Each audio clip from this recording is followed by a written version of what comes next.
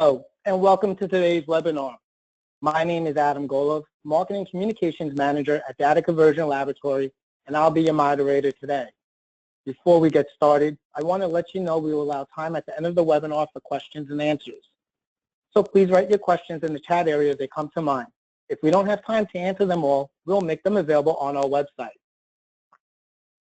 The content owned and licensed by media and publishing companies is a strategic asset that drives revenue. The way that content is used and consumed has undergone revolutionary change in the last 5 years. Making those content assets smart allows for them to be found, used, assembled, and consumed in the best way to serve customers. Many organizations have embarked on initiatives to make their current content assets smarter with the use of semantics. Today, to discuss this, we have 3 great panelists with us. The first, Mandy May, Digital Publishing Manager of SAE International. Mandy's experience at SAE is broad, providing her with the knowledge to be a founding member of the Content Management Business Unit, established in January 2010. Mandy experienced the growth pains associated with a startup business implementing a digital publishing and delivery system to serve all of SAE's product lines and evolving it from a basic framework to a high-functioning end-to-end publishing service, maintaining standardization and content and metadata. Mandy serves as the manager responsible for ensuring successful execution of all editorial, production, and conversion processes in the print and digital publishing work, along with its metadata, making adjustments and improvements to workflow processes to gain efficiencies and continually improve output quality. The second panelist is Matt Turner, the Chief Technology Officer for Media and Entertainment at Marc Grossman, where he works with customers and prospects of the media, publishing, and information provider industries. Taking a new approach to integrating data and delivering great information experiences, Matt helps these organizations develop strategy and solutions. He has helped industry leaders like Warner Brothers, Disney, the British Broadcasting Company, Pearson, Wolters Kluwer, and LexisNexis to use MarcLogic's enterprise NoSQL database to stay ahead of the many changes in the industry. Focusing on the intersection of technology and business, Matt has spoken at Mesa Smart Content, HITS, Publishing Forum, STM Innovations, Henry Stewart DAM, Hub Expo, and the SIA conferences, and has been published in the Mesa M&E Journal and Publishing Research Quarterly. Our third panelist today is Marc Grossman, President of Data Conversion Laboratory. Marc is a recognized authority in XML implementation and document conversion. Marc also serves as a project executive with overall responsibility for resource management and planning. Prior to joining DCL in 1981, Marc was with the consulting practice of Arthur Young and Company. Marc has a Bachelor of Science in Engineering from Columbia University and an MBA from NYU. He has also taught at the New York University Graduate School of Business, the New School, and Pace University. He is a frequent speaker on the topic of automated conversions to XML and HTML. To get us started today, I've asked our panelists to give us a brief introduction of their companies. Mandy, please tell us about SAE International. I would be glad to, Adam, and thank you for asking me to join you here today. We'll progress to that first slide, and I can provide some background about SAE. SAE is a global association committed to being the ultimate knowledge source for the engineering professional. Our focus is providing knowledge solutions to industry, and to do that, we've always had 2 priorities: lifetime learning and industry standards.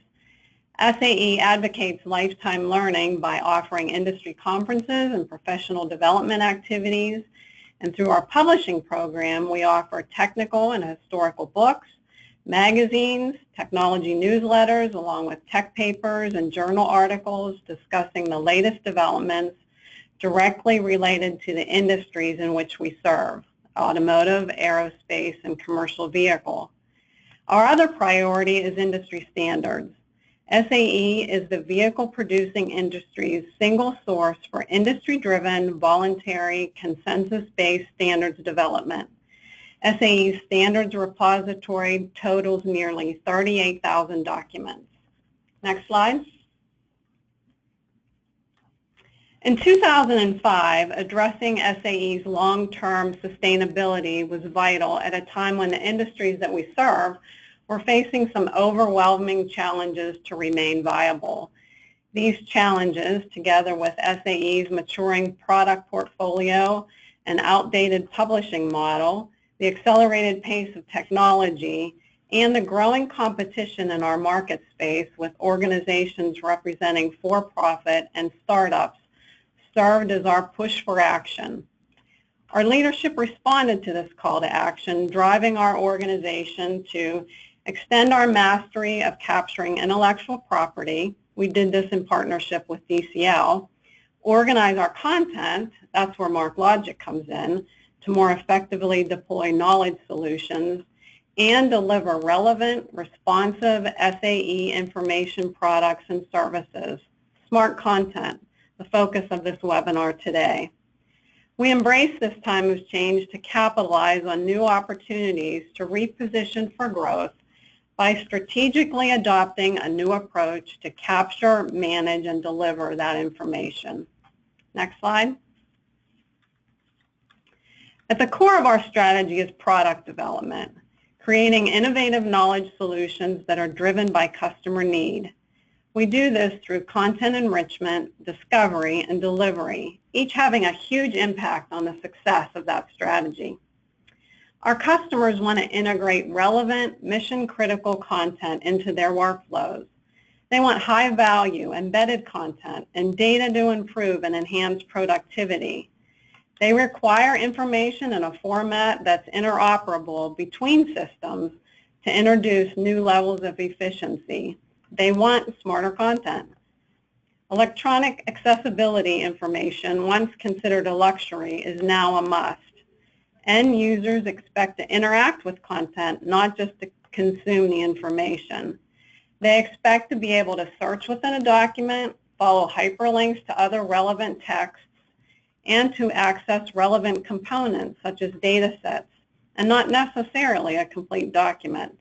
This is especially important with standards. SAE's digital strategy focuses on supplying information, tools, and technical know-how to help mobility professionals do their jobs better today and prepare them for the future. Digitizing our content using XML opened many new opportunities to respond to our changing customer information needs, develop new products, and enhance our current products. Converting technical information to XML, an industry standard, is helping SAE provide the solutions that our customers need. Next slide. So why XML? SAE digitizes all technical publishable content using XML. XML is structured content, human and machine readable. It describes and delivers data. With XML tagging, content can be extracted as data components, such as data sets, based on how it's tagged. Making the content smart can't happen without XML feeding this pipeline. Computer systems and databases contain data in incompatible formats. Converting the data to XML can greatly reduce this complexity and create data that can be read by different types of systems, and enabling this interoperability. With the use of style sheets, XML easily renders into different outputs. XML is platform and software independent, regardless of the programming language that's used to process it. And XML is an open standard. It's gained great acceptance and will remain relevant well into the future. XML is what provides us with the capability to implement our digital strategy. Next slide. Our technology considerations were based on our business objectives. Our key objective was to develop a comprehensive set of content management tools to automate the content workflow from acquiring the content to XML tagging to taxonomy application to publication. As we considered our options, it was decided to build our content management system in-house.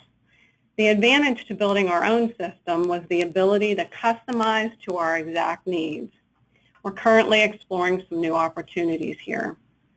Another decision was the content repository, where and how to store that XML. MarkLogic was the easy answer. Our conversion partner.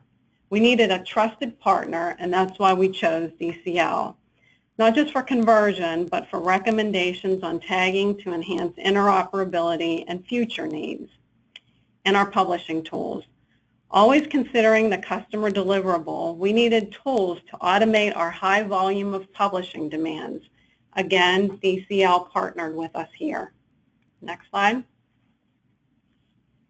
As far as our timeline, our change initiative started in 2008. Each year, we added a new product line for XML conversion.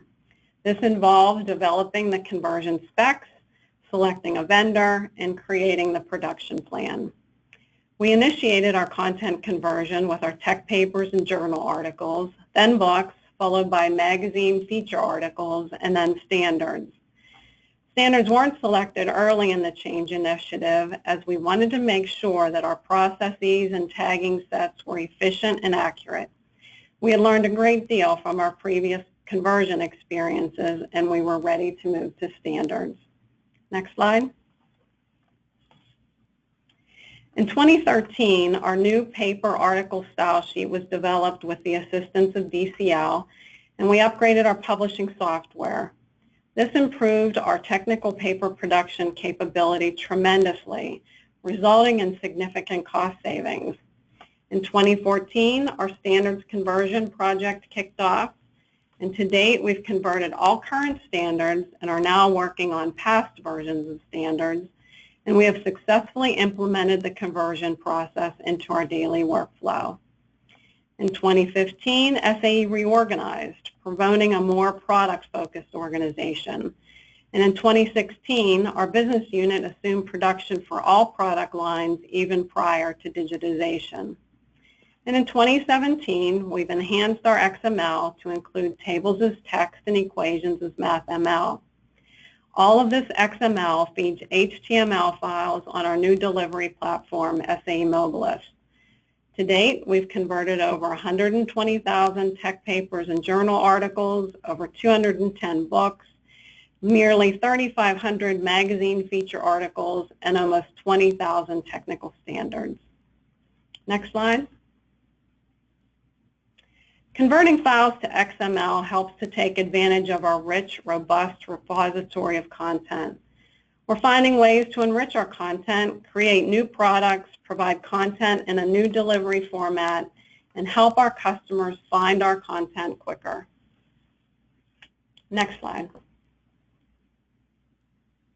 All of this leads to smarter content. And many of the ways in which SAE content was made smarter was by the use of the XML in innovative ways. This happened as we increased our inventory of content in XML, launched our new delivery platform, and collaborated with our partners at DCL and continued to heed their recommendations for tagging our content, not just for the moment, but for the future purposes. Our smarter content is offered multiple ways. The HTML display. We have this for all tech papers, journal articles, standards, and soon to be books. This display in our Mobilist platform allows annotations and sharing of those files with annotations. 2D, 3D standards. They're a dimensional depiction of the data that we have in our parts standards, and our customers are very happy with this functionality. Downloadable data sets. All of our converted standards content and our paper and article content starting in 2017 has the functionality of downloading tabular information from HTML display to an Excel file for user manipulation. Redlining between versions. Standards is SAE's core content type. Our standards are reviewed at the very least every 5 years, leading to a new version. Some standards can have multiple versions published within a year's time frame. Giving our customers the ability to compare versions via a color-coded red line has been invaluable. And lastly, the ability to componentize within our product lines and in the case of standards with other SDOs. Structured content and structured organization of that content is the only manner in which this can happen. Matt?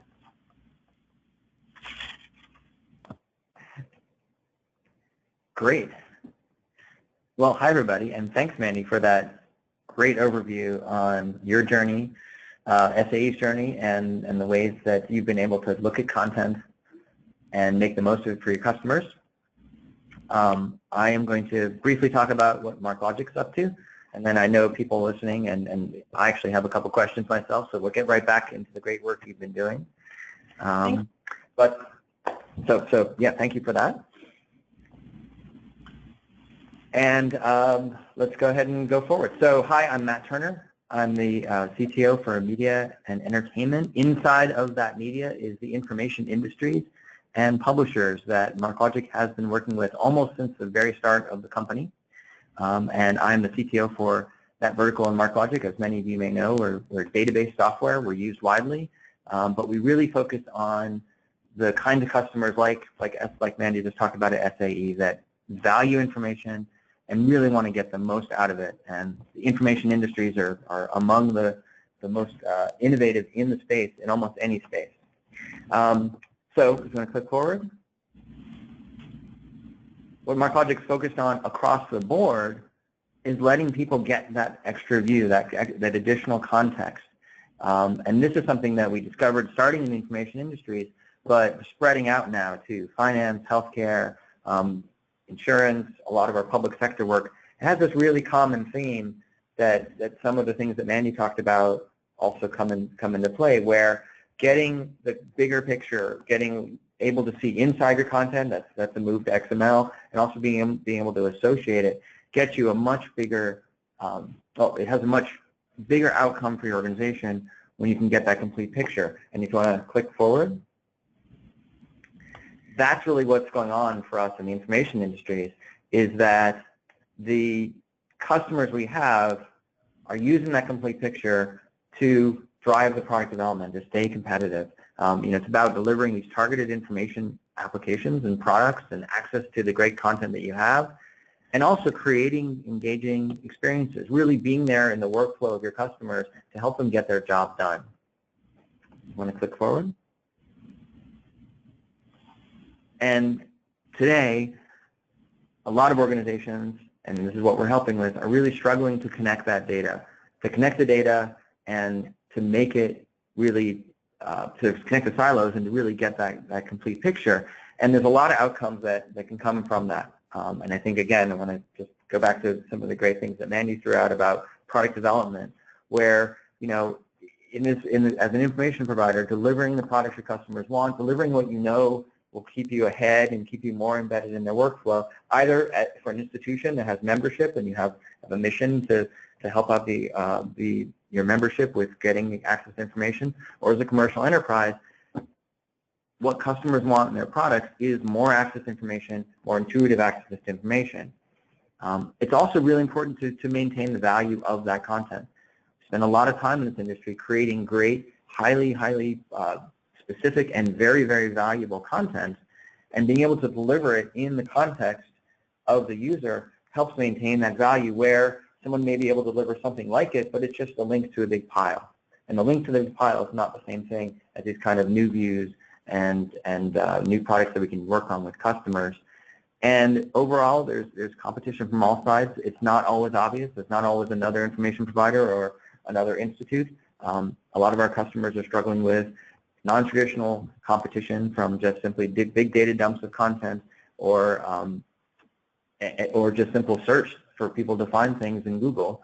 And again, having that complete picture, breaking down the silos, is critical to staying ahead of that. So and one of the ways this plays out, if you sort of click through, is that when we look at what's happening across the whole picture, and this is just a generic set of the activities you might take with, you're planning what to create, you go into editorial to actually write it and curate it, go into production to put it in place, distribute it to your partners, create a great experience, and then have it for later reference. And this is generic across a very broad set. There's common data across all of this. So if you click, and that common data, there you go, is the content itself, but also the rest of the information.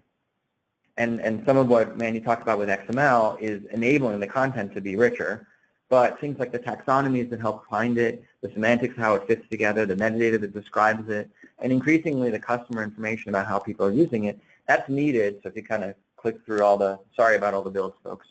You kind of click through all this, stop right there. It's needed across every part of the process. Something you need in planning, editorial needs access to this. It'd be great to inform them what's happening to the content, what's the value. Certainly when you're making your products, certainly when they're distributing, creating great experiences. And too often, click through, it's not just that there's a lot of silos that need to bridge across to get their jobs done. So go ahead and have one more click. That it's actually that there are lots of systems that this data is included in. And this is a kind of an extension from something that, if you're in the information, you may know MarcLogic for, which is really good, letting you get access, universal access to your content. What we're doing now is working with customers to look at this picture and thinking about all your data that you need to really deliver those immersive, impactful products. And to me, when we look at smart content, this is something that is sort of not smart. This is the not smart picture that a lot of people are in, where they have great data and content, but they're not able to leverage it because it's in so many different systems and you have to make so many different connections. So you can click forward. And that's what MarcLogic has been doing, first in the information industries, now across a wide number of industries. We've been really able, as a database company, again, we're database software that you use in your projects, to integrate the data and give people a way to bring that data together. Click through. And it's because of our sort of foundation in not only understanding the content, making it easy to get in, and understanding the major formats, so natively understanding things like XML and JSON, but also the way we can enable you to get access to that information.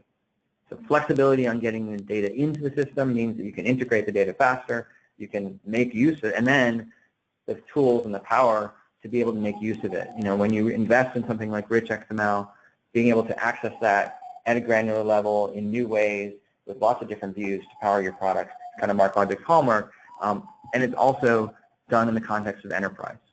So we call ourselves the enterprise NoSQL database.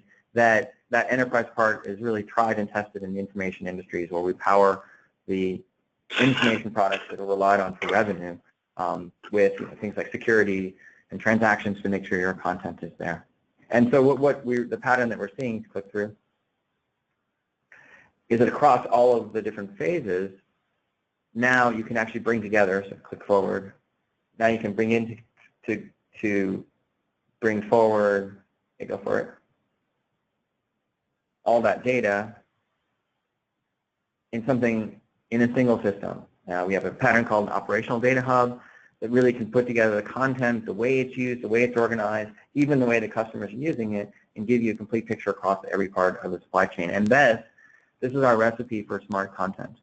The investment that Mandy and her team made, the investment many of the customers that we work with made in the content, is now being extended into adding in additional data and making the content just smarter and smarter, and being able to use that, particularly to create great products, but also in every other part of the supply chain, is really our focus for the industry.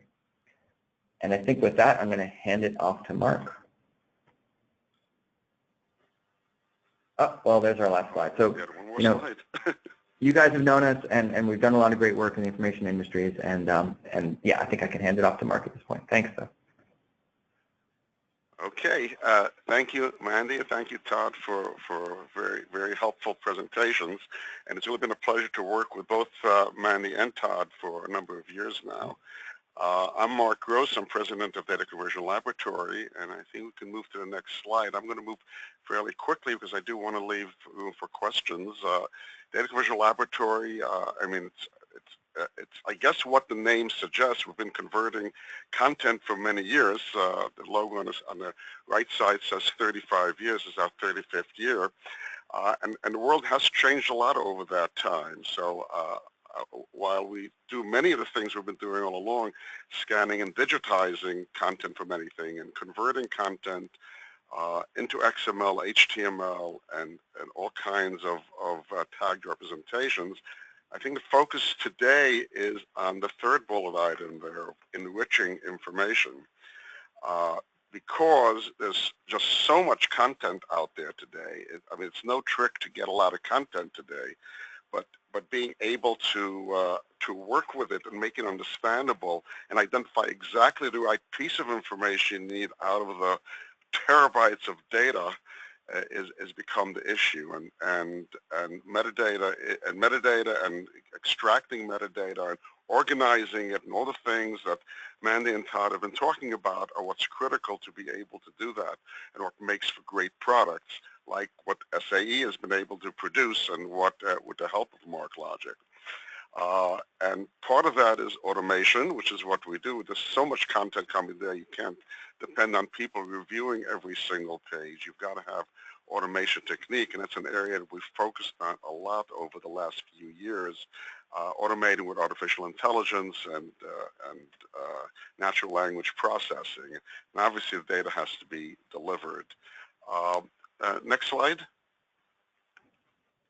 So 35 years, established in 1981, and we are a woman-owned small business headquartered in New York City. Work in a lot of industries that are where data and content is mission critical, which today is more and more of the world out there.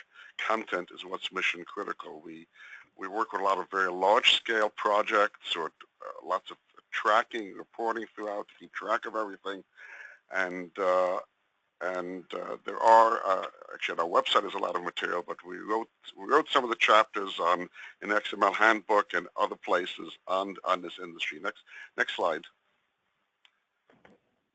All right, so a lot of this has been said. I think it's useful to just summarize in one place of it. There's lots of content out there, and you, in whatever industry you're in, and whether it's a standards industry or other media or any place else, you're competing with a lot of that content to make sure that you're out there.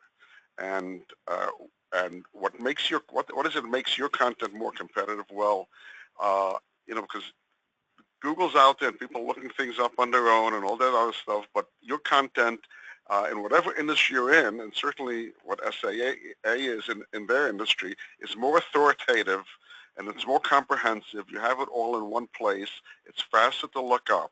So that's what the content is, but you also have to make it more easily findable, because people don't like to work very hard, and it needs to be usable. In other words, not just reading about it, but need to be able to do all kinds of things to make it easier to use the content for what people are normally doing.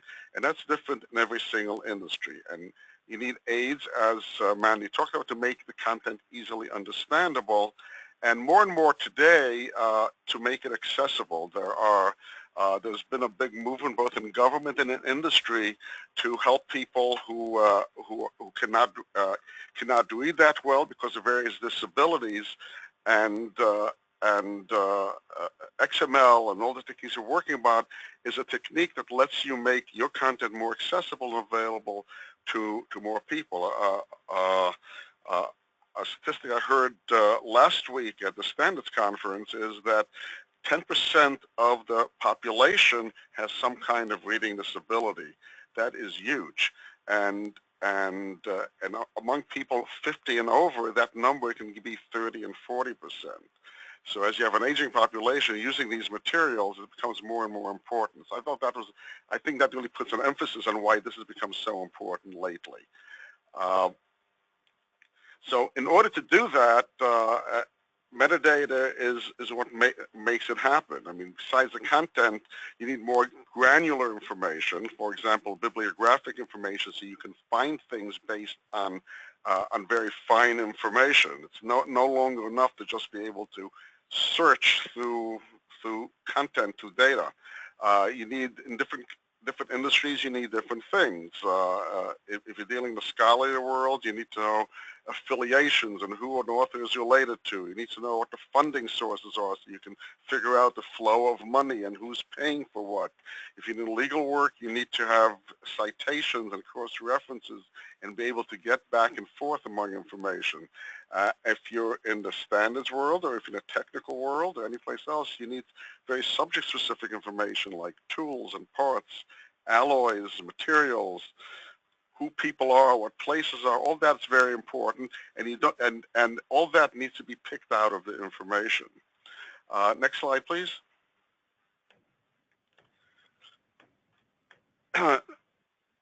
when I think in terms of smarter content, and we've talked about it a few times today, and it's another question coming up probably, but when I say what are the enhancements you need for smarter content, one is accessibility, which needs text instead of images, navigation aids, all descriptional tables and things like that. Visualizations are becoming very important to make complex information understandable. I just saw last week, I saw NASA put out a visualized flyover over Mars using just data. So based on the data they had collected, the data points, they were able to recreate a flyover over Mars. So that's much easier to understand than just looking at millions and millions of numbers. Video is becoming much more important. If you tried to fix anything recently, probably the easiest way to find it is to find a video that shows you how to do it. That's true in every industry. So I think, especially in technical industries, that's going to become more and more important. 3D imagery is going to become important, not just for that fly over Mars, but to look at chemical, at molecular diagrams and things like that.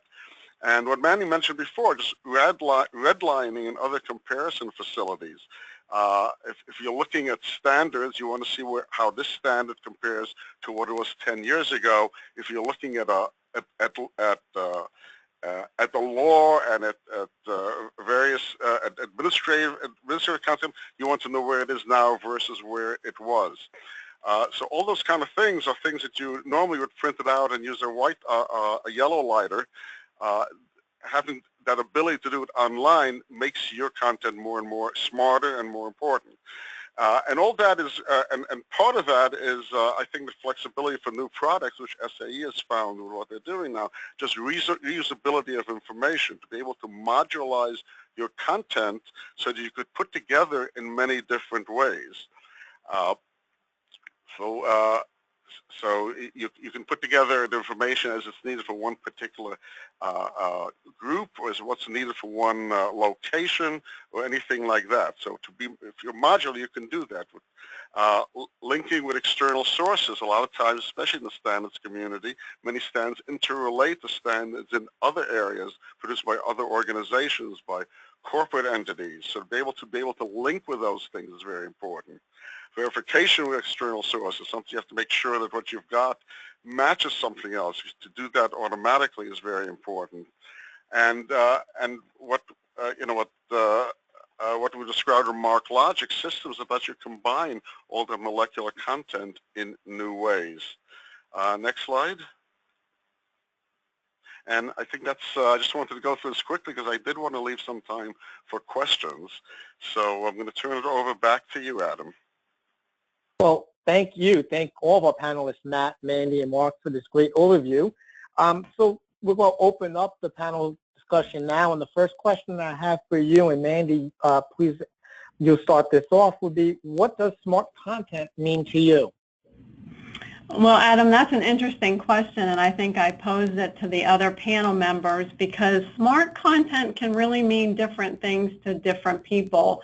In my intro, I capitalize on some of the things that SAE is doing, but I think that any time that you make your content more functional or richer, anytime that you're making the job of your content user easier, you're making your content smarter.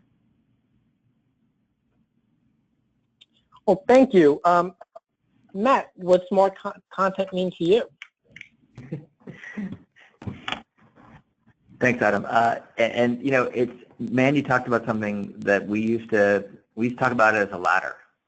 There's nobody that doesn't want better content. Some of our customers, you know, like the SAE and other people in the information industry have invested in really great, fantastic, rich XML. And I remember working with one of these customers and having them talk about all the things that their content didn't have, and all the things they wanted to do. When we were like, guys, this is amazing stuff. It's good. And they're like, no, it could be better. It could be better. And I think that's really where I start, is the content itself being smart and enriched, and having that be together with the content is a big part of being smart content. In other words, all that indexing, all that additional information doesn't just go somewhere else and sit in the system locked up. It's part of what needs to come together and be integrated. As you kind of heard from the top of where our perspective is today, is that that's the start. To link to other data is kind of the next step. Understanding the context of the content. What is it about? What's the domain? What are the ontologies and taxonomies that relate to it? And investing in that data is a big part of what today I think of when I think of smart content. We work, it's a topic, it's a theme that we work on with our customers in the entertainment space. And we've actually been running for a couple of years a smart content summit in the entertainment space. And the visualization, I'm going to paint a picture, is the content's in the middle, and then all of this data that goes around it is linked to the content as you go through the different parts of the supply chain. And that's the next step to me, is just, it's part of making it smarter. It's not all in the content though. It becomes, the next step is saying, okay, this content relates to my customer segmentation or the institutions I deal with, or what are authors interested in. And then that data, which now is operational data, it's about your business, can make the content smarter. It gives you the perspective to understand who's using the content, can just understand the topics that are inside of it, to understand how to better serve your customers and potentially find new customers. Well, thank you, Matt. Mark, what does smart content mean to you? Well, I think between Mandy and Matt, they sort of covered the basis. I just want to add an insight over here that this is a definition of what smart content is changing radically year by year, and it's changing because you've got better and better software tools out there, and like what we discussed with Mark Logic, it's getting better and better. You've got much better hardware and ability to handle much larger amounts of information you could before. Today you expect sub-second response times, where it used to take hours to process some of this information, and you have a lot more information available. So this is changing, right? This is changing almost day by day now, and I think what's important is that what we're doing today will get better next year and the year after. What I think is critical when you're thinking about is the investment that organizations make in their content to make sure that it's as flexible as possible, so that they can take advantage of new technology as it comes along. Making it into XML is a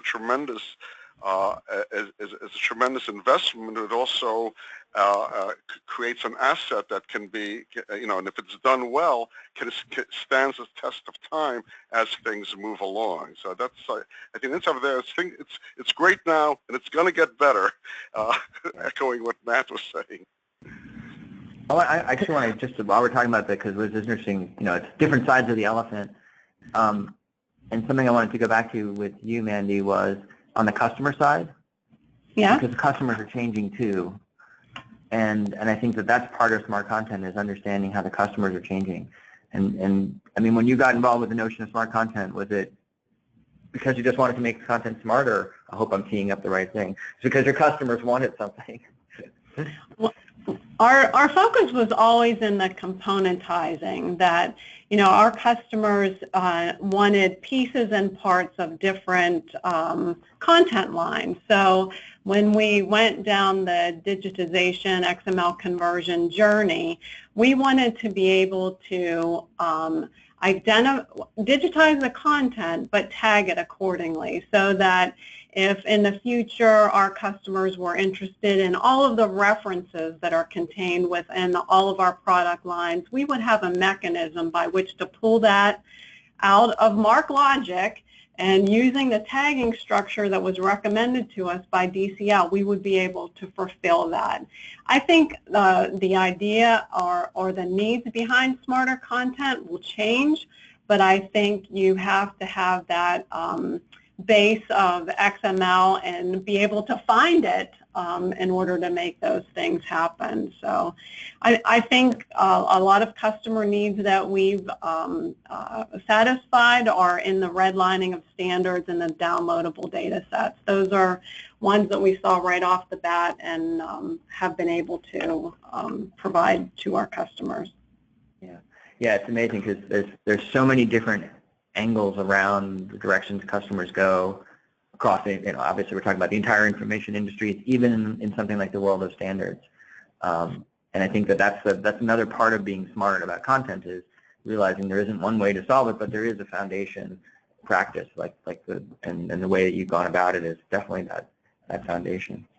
And I think building your repository of XML is step number one, because if you don't have that, then you're not going to be able to engage with that functionality or those applications or those pieces of software to add the functionality, because you won't have anything to work with. And back to the downloadable data sets, offering our customers either a flat PDF or an HTML file that has 500 tables in it full of tabular information, it's a no-brainer. So,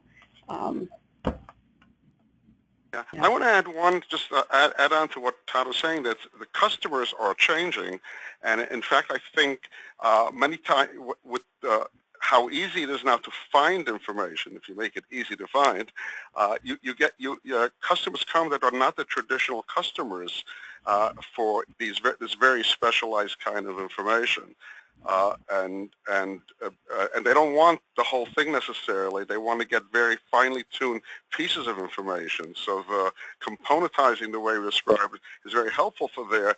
But because it's all new people, and it really opens up the customer base when you're able to show your information in that way. And for SAE, a customer change or a new customer audience is the academic world. We've always been involved in the academic world, but we have a new journals initiative. We have new journal titles that are coming on board, Journal on Cybersecurity, some other areas. So it might not be, it might be the focus of our customers that might be changing, their interest area, not in the traditional sense of automotive, aerospace, commercial vehicles. So.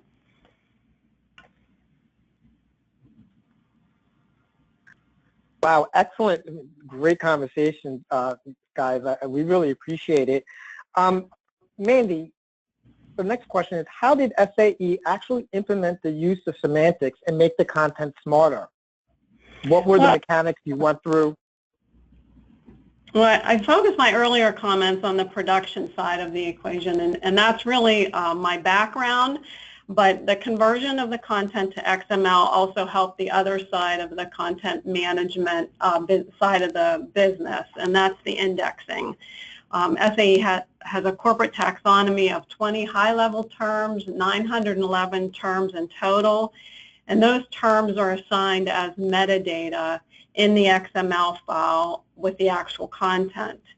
And this XML file feeds our multiple platforms, our .org site, as well as our content delivery platform. And so that metadata enables the customer to find the content that they're looking for by subject matter. We've been able to train our machine learning software, Expert Systems, based on the XML conversion, the highly structured content housed in MarkLogic. And I don't know what the right term is, Matt. Expert Systems and MarkLogic, are they partners? Is Expert Systems a plug-in? I'm not sure what the correct lingo would be. We are absolutely partners, and exactly, we work together to make your content smarter. And what we do with that content, we ingest it, the content into our system. It's read by Expert Systems. Indexing terms are recommended, and then they're actually validated and finalized. We have an indexing team that looks at those. And then each year, all of our content is reviewed, and then recommendations are made for new taxonomy terms based on those emerging technologies that are rising to the top. When new terms are approved, then the Expert Systems application is then trained on those new terms so that they can then recommend them. And they're trained using training sets with content that's rich with that subject matter.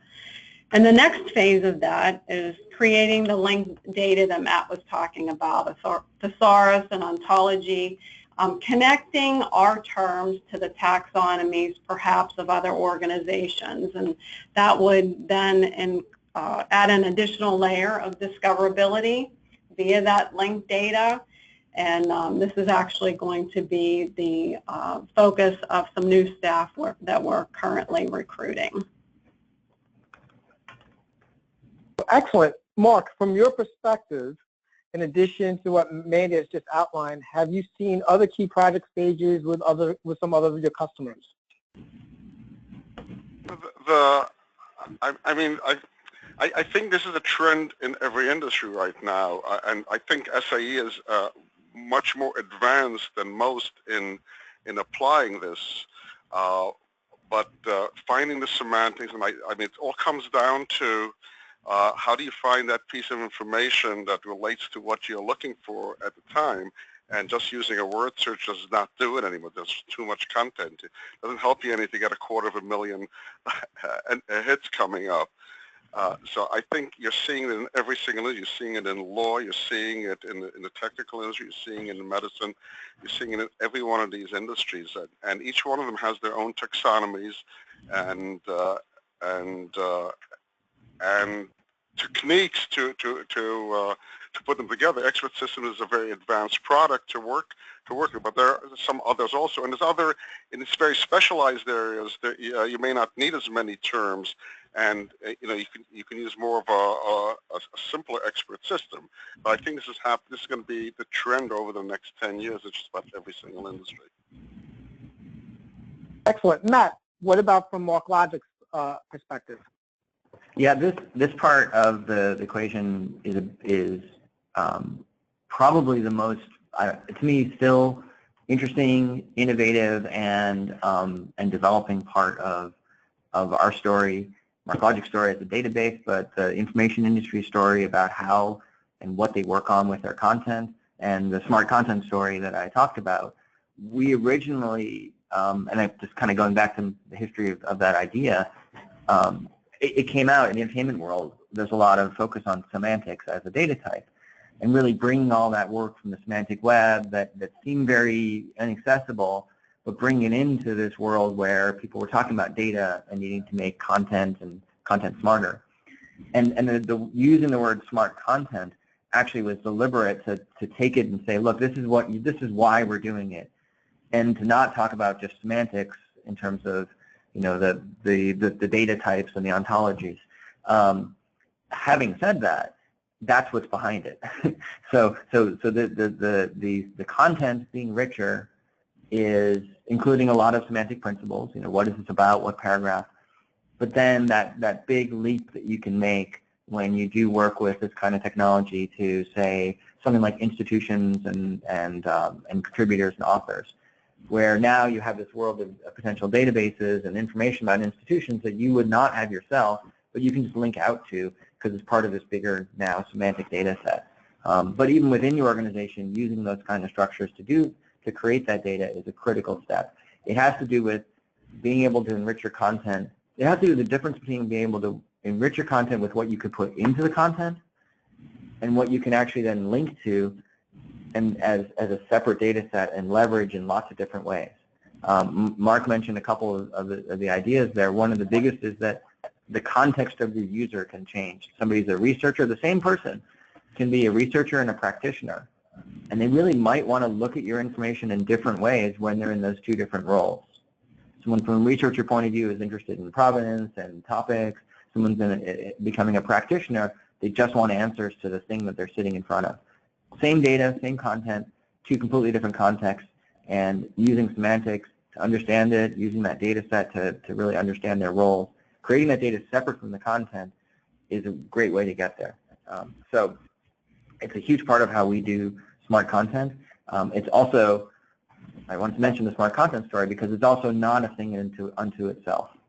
It's a big part of delivering something like smart content that has an impact for your users.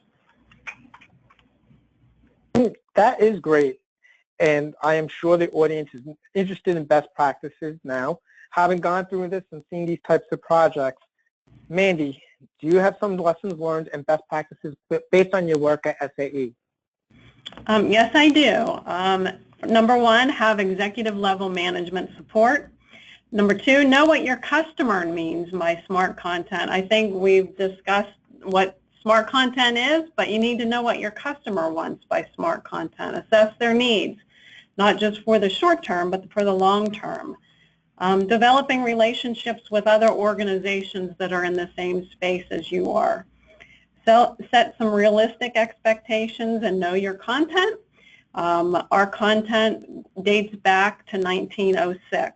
So presenting that much of a time span presents a wide variety of format, file type, subject matter.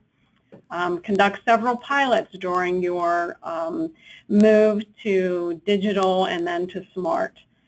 Commit to an infrastructure for your content, eliminating as many outliers as possible and store it accordingly. And partner with a vendor who will not only provide you with high quality XML, but somebody that will come alongside your organization and partner with you and help you create the tools and the long-term strategy that you're going to need to prepare for future needs. Thank you. Matt, have you seen a very broad range of customer projects? What would you consider the best best practices? Well, I was writing down everything Mandy was saying because it really nailed it. I mean, there are a few things to add, but I just want to go back over some of that. This has to be important to the organization at the executive level. You're talking about something that is foundational. It's your content. It's a product. It's not one product. It's not one thing you need to do by Tuesday. It's something that you can invest in because it's going to make sure you're here the following Tuesday and the following Tuesday. But when you put it in place, you have to be very practical. So you have to deliver something that's meaningful to your content, to your customers, and meaningful to your business and your industry. The guideline, the strategy of focusing on the content, making sure that's in the first place, and then looking outward and adding on rich data is probably the only other thing I'd add, which is that it's the best practice is to start to think about this as a platform. And a platform and a product platform is not something that's a product that's delivered on Tuesday and then it's done. It's a continual evolution, and from the data side, that means your content's always getting smarter. The way you're enriching it's always getting smarter. The way you're linking to other data, it's always a process. And so with that as a goal, you need everything that Mandy talked about to get going, including the understanding of this sort of platform approach versus product approach. And I know that's something that is evolving in the industry, but I want to throw that out there because that is where when I look out and I look at leaders who are really putting this into action and making sure they get the most value out of their content, it starts with that approach of, okay, we're investing in this for the long term, and it's something that is just going to be a continual process. Thank you, Matt. Mark, we've covered a few key ideas. Do you have anything you would like to add? Okay, the list that Mandy and Matt put out are phenomenal. I just want to add, I think there's three points I would make. One is, having worked with lots of different customers, the content is so important and so specific to the particular customer who owns it that it's not toss it over the wall and see what a vendor does. It works best. It really only works well when it's a partnership, and working with SAE has been a tremendous partnership where there's a lot of back and forth to make everything was working right. So retaining ownership because it's your content is very important. I think staying flexible is very important because this is constantly going to be changing over the next years, as we've said several times. So what customers are is going to change, what the data is going to change, and what's available is going to change, and also this is going to grow. So you need a process to add to that content over time, because in any organization there's always new things going on. That's one of the things I think that SAE has been exceptional in, is just adding on to their information as the customers have changed and as the world has changed. I think those are 3 key points just to keep in mind. Well, thank you, and thank you our panelists, Mandy, Matt, and Mark, for your time today. I know we went a little bit over our scheduled 45 minutes, but I wanted to let everyone know if you do have questions and you're attending Mark Logic World, which is coming up in 2 weeks on May 16th and 17th over the McCormick Place West out in Chicago. It's Chicago, right, Matt? I'm doing this real quick. Absolutely, yeah. I just wanted to say the conversation, this kind of conversation will continue in Chicago in 2 weeks. Excellent. I was just going to say that. And I'd like to thank not just our panelists, but all of our attendees today for joining us. If you have any questions that you come up with later on today, please feel free to email us. Here's everyone's email addresses or Twitter handles, or you can send them over to information@dclab.com, and we will pass them out to the appropriate person. And again, I'd like to thank everyone for attending today. This will conclude today's webinar. You'll be able to access the recorded version of this panel discussion beginning tomorrow at the webinar archive section of our website located at www.dclab.com. Thank you, everyone, and have a great day.